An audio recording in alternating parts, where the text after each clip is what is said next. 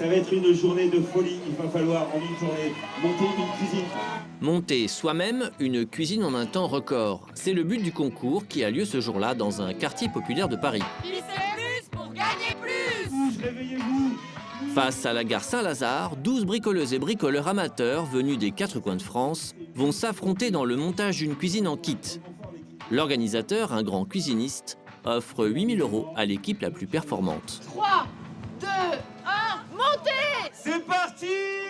Recrutés sur Internet, les participants vont devoir assembler et fixer les meubles de cette cuisine en kit, mais pas seulement. Il va aussi falloir raccorder tout l'électroménager. Peut-être que tu pourrais commencer les façades. Moi, je vais faire les tiroirs. Vas-y. L'objectif de la marque est clair. Prouver au grand public que tout le monde est capable de monter et d'aménager sa cuisine soi-même.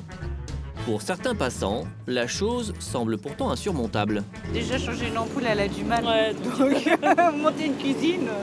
Ça permet de faire des économies. Ouais, je serais prête à monter ma cuisine moi-même. Une cuisine toute neuve et sur mesure, ça coûte très cher. En moyenne, les Français sont prêts à débourser entre 3 000 et 6 000 €. Mais c'est sans compter la pause qui peut vite faire gonfler la note jusqu'à 2 000 €. Moi, j'aime bien ce plan de travail. Alors, pour faire baisser la facture, un seul moyen, tout faire soi-même. Seul ou accompagné, il faut oser se lancer. Retour gare Saint-Lazare. Ça va les filles, vous avancez bien? L'équipe des Rouges a pris du retard. On a monté ça à l'envers, c'est pas grave. C'est quoi? En fait, on a les pieds à l'intérieur alors qu'ils devraient être dehors. Un grand classique. Il va donc falloir tout démonter. Dans l'équipe adverse, on est plutôt confiant, même si les meubles semblent un peu de travers. Ça se voit, tout est un petit peu bancal, mais c'est normal, c'est parce que tout n'est pas encore installé. Chez les Bleus, on a pris de l'avance. Ici, on lutte un peu contre un four récalcitrant qui refuse de se laisser encastrer. Avec la prise, ça passe ou pas? Ben, Non, avec la prise, ça passe pas. déjà que la prise, ça passera pas. La prise de l'arrière tombe sur l'arrière du four, donc ce qui fait que le four, on peut plus trop l'encastrer. Gros problème.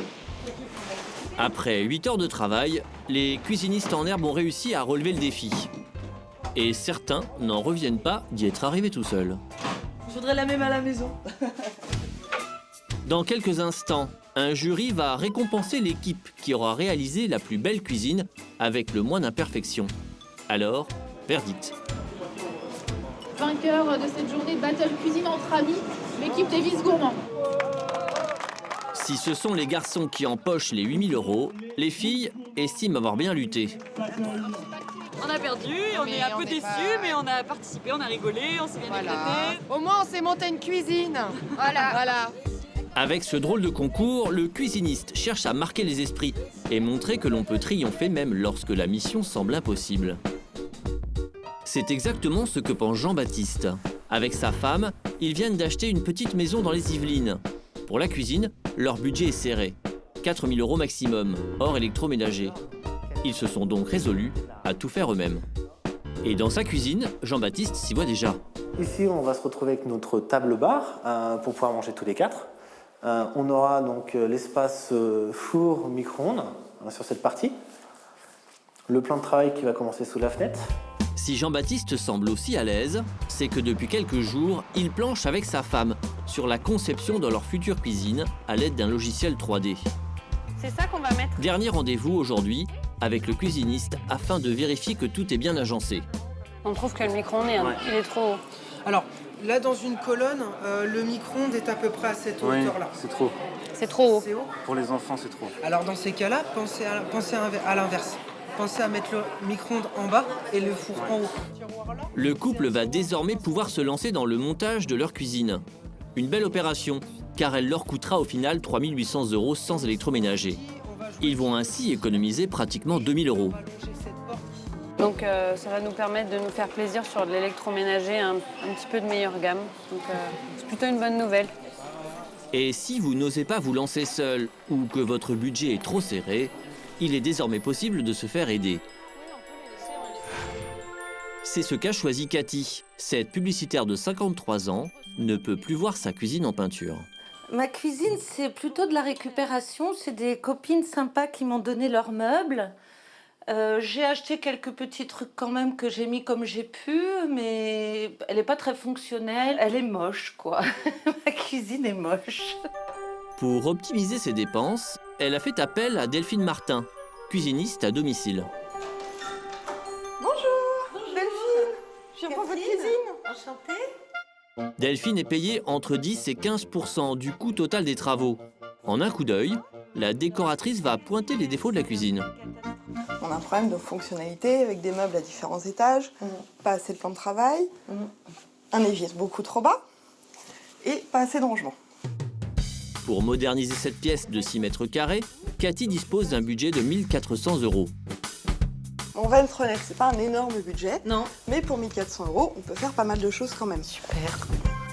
Il va donc falloir créer des rangements, optimiser l'espace. Problème, l'énorme réfrigérateur qui prend toute la place.